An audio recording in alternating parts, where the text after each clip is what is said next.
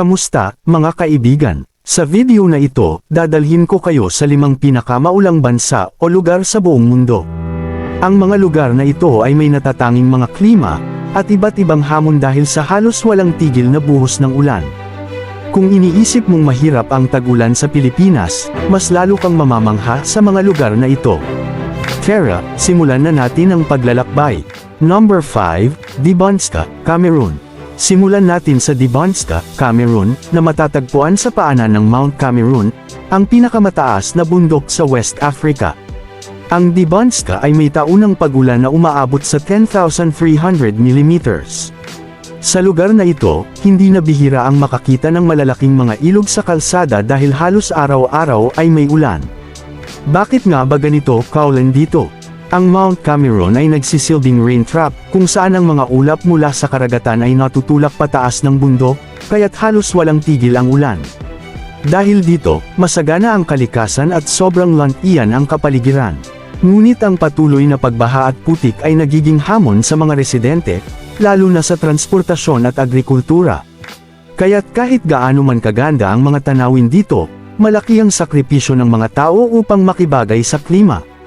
Number 4, Crop River, New Zealand. Susunod naman ang Crop River sa west coast ng New Zealand, na kilala rin bilang isang maulan at malamig na lugar.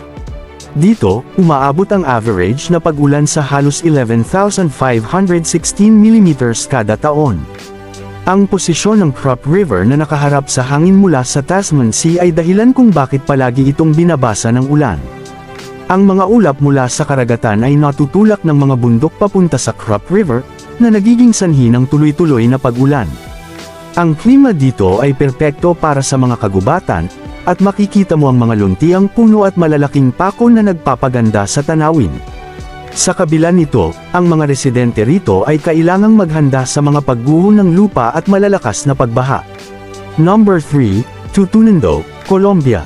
Sa Colombia naman, matatagpuan ang Tutunendo, isang lugar sa kagubatan ng Chaco Region na kilala rin sa taunang pag-ulan na umaabot sa halos 7,000 mm. Isa itong lugar na maraming tropikal na hayop at halaman dahil sa masaganang ulan at luntiang kagubatan. Hindi lamang sa tag-ulan madalas bumuhos ang ulan sa Tutunendo, halos buong taon ay basa ang paligid. Kaya ang mga tao rito ay sanay na sa pagbabasa sa bawat oras, at ang mga kabahayan ay madalas na mataas ang pagkakagawa upang maiwasan ang baha. Bukod dito, ang masamang daan dulot ng patuloy na pagbaha ay isa sa malaking hamon, ngunit para sa mga naninirahan dito, ang ulan ay bahagi na ng kanilang kultura at pang-araw-araw na buhay. Number 2, Cherrapunji, India. Malapit sa Mosinram ay ang Cherrapunji, na isa ring nayon sa Meghalaya, India, at dating kinikilalang pinakamaulang lugar sa mundo bago ito nahigitan ng Mosinram. Ang taunang pag-ulan sa Cherrapunji ay halos 11,000 mm, at ito rin ay nasa matataas na burol ng Khasi Hills. Ang klima dito ay matindi, kaya't ang lupain ito ay naging tahanan ng maraming malalaking waterfalls at limestone caves. Ang mga residente rito ay sanay na sa mga pagbuhos ng ulan at matitinding monsoon storms.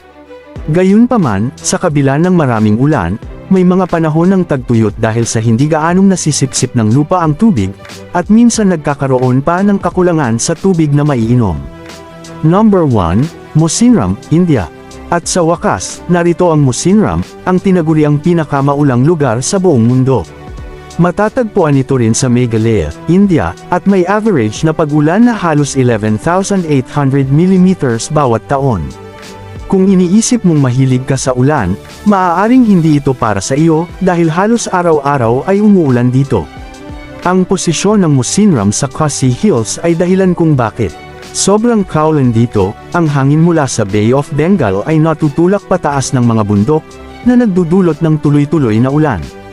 Dahil dito, naging bahagi na ng pang-araw-araw na buhay ng mga residente ang pagdala ng makapal na panangga sa ulan, at ang kanilang mga tahanan ay matitibay at kayang tiisin ang walang patid na buhos. Hindi na nakapagtataka kung bakit ang lugar na ito ay simbolo ng pinakabasang bahagi ng mundo. At iyan ang 5 pinakamaulang lugar sa buong mundo. Nakakabilib, hindi ba? Ang mga tao sa mga lugar na ito ay sanay na sa hamon ng kalikasan at natutong mamuhay kasama ang ulan.